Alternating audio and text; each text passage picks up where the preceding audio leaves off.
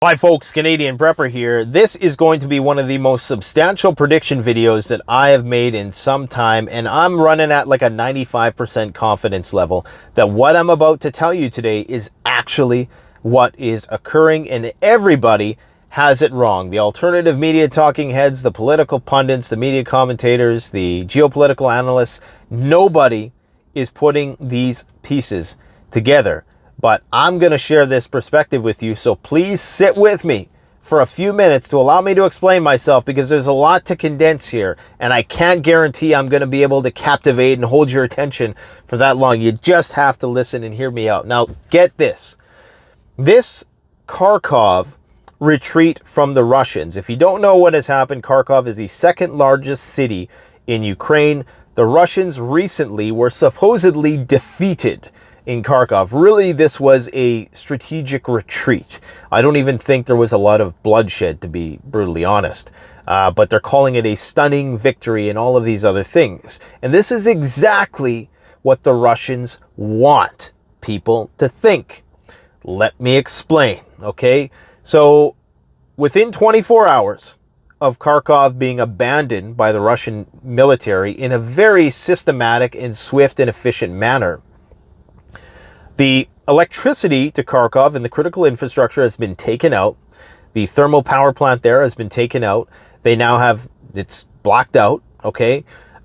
This is something you would have thought they would have done a long time ago, but it appears that they've exhausted any sort of diplomatic process. But trust me, this is exactly what they wanted to have happen.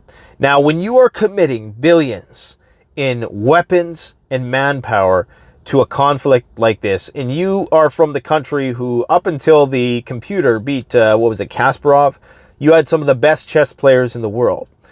You don't just throw guys, into a fire, okay?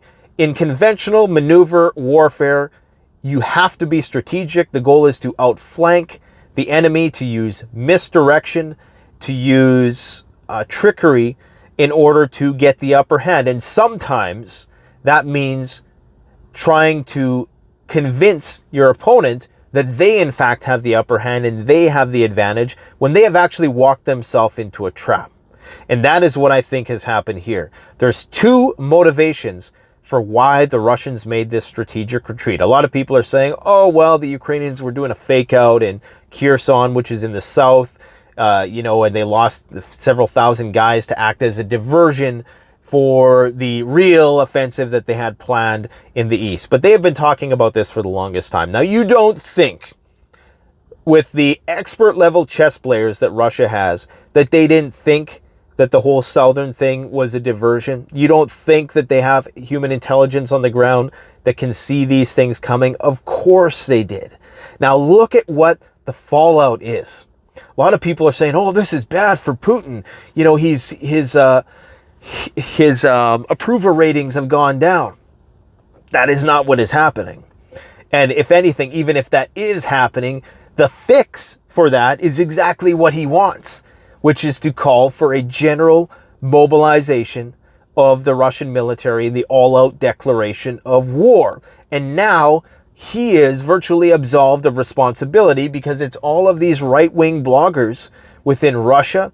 It's Kadyrov, the Chechen leader, who are now putting pressure on Putin in order to ratchet up the war efforts. And now, because all these bloggers have so much influence, and because, state-controlled Russian media and all the rest, you're going to have this push within the Russian population to demand that Putin do more. And this is why, for the last 3 months, they've enacted the War Measures Act, which allowed them to jumpstart their weapons manufacturing process and make it so that, people couldn't take vacation. So they already got that in place. They already got the weapons manufacturing. The tanks are still rolling off the production line. The munitions are still rolling off the production line. They have the conscription already in full effect. They have an army just waiting to be deployed of like 1 million guys. Okay, so you know that this is exactly what they needed. They needed a Reichstag moment, okay, without having to even lose any guys. And they've convinced Even the Ukrainians and even US intelligence appears convinced that this was a defeat. Now, I don't know if the US is smart enough. Maybe they are. They must be. They must be smart enough to know that perhaps this is what is happening here. Because like I said, you need to remember, when you're committing this much money and resources to a fight like this with conventional maneuver warfare, where it's not about, fighting guerrillas in the jungle. It's about how can you outwit and outmaneuver your enemy. You have to think that they are now thinking to themselves, what is Russia really up to here? Why have they so swiftly retreated from this region? There's a variety of possible reasons. Perhaps they wanted to create some sort of trap within that region, and now they're going to execute that trap. I think it's multifold. I think it's this region perhaps was not as strategic as some people might have thought it to be. And they thought, okay, let's make the Ukrainians think that they've won something, even though they virtually didn't destroy much equipment or manpower at all. Let's make them think that they've won something so that they will either... Because when you think that you're winning, you're in a vulnerable position in a lot of ways.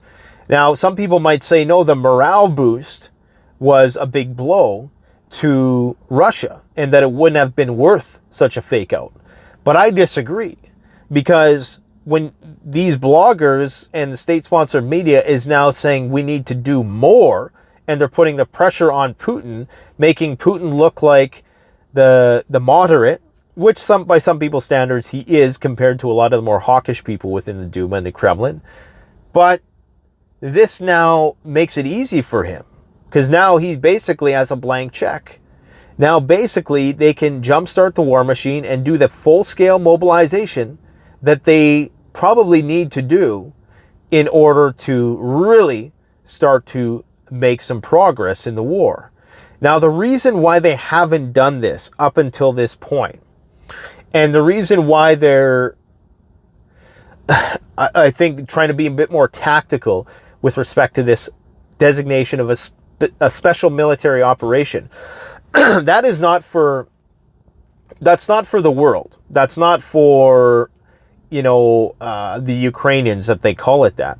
They're calling it that to reassure Europe and the Europeans that, hey, this is not a war of imperialism, even though a lot of people would beg to differ. I'm just saying from their perspective, this is not a war of imperialistic conquest. This is a war of national security, and thus a special military operation to denazify, blah, blah, blah, blah, blah.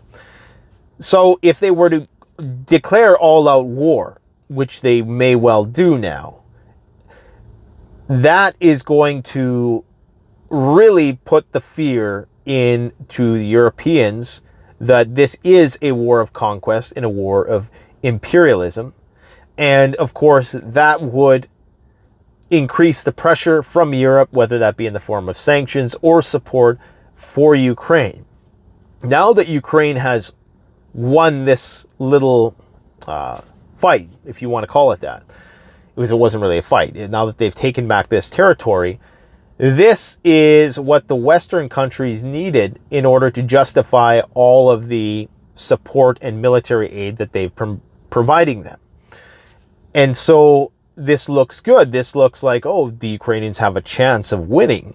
So if we're talking about war of attrition, now you're going to get even more support from a lot of the European countries who might have been waning in their support up until this point because they thought it was hopeless. So now that war of attrition will continue. A lot of people think that, well, some people think, I should say, that Russia could win the war of attrition because they have the resources, although their economy will start to suffer due to sanctions at some point down the road, and it won't be offset by high gas prices and high oil prices forever. But that's what I think is happening, guys. I think that this is the Reichstag moment, or leading up to it, because this is exactly what Putin needs. I think, there's nothing more that Putin would want right now than like an all-out attack. And I'm not saying he wants this in the sense that, he would want, you know, people to die and suffer. Obviously, somebody's going to comment on that statement, but I'm sure he would rather it come about in another way. But if they were to like shoot a missile into Moscow or something, I have a feeling he wouldn't lose sleep, because that would be the only justification he needed to commit the full force of the Russian military to this conflict. And then he can say, well, hey, I was just following the orders of popular demand, right? I was trying to be the moderate. I was trying to be the nice guy. You guys forced me to, you know, pull out the big guns. So there's something else going on here that I don't quite understand. And I think that that's what it is. I think that this is, and I've been talking about the general mobilization for a long time. It's not something that happens overnight. It's something that they're working up to. But in order to do it, they needed all those other things in place first. First, they needed the industrial base in order to facilitate that. So they still have tanks and ammunition coming off the production line. They are still preparing next generation equipment with whatever means they have. Of course, now that they're under sanctions, it's a lot more difficult to produce a lot of that stuff. However, I think this is it. I think that Ukraine is winning these tactical battles, but strategically, Russia is winning the war, because they're playing games. They're playing a game of cat and mouse right now. And sometimes in doing that, you need to create this illusion for the other guy that the other guy is winning, because that's power.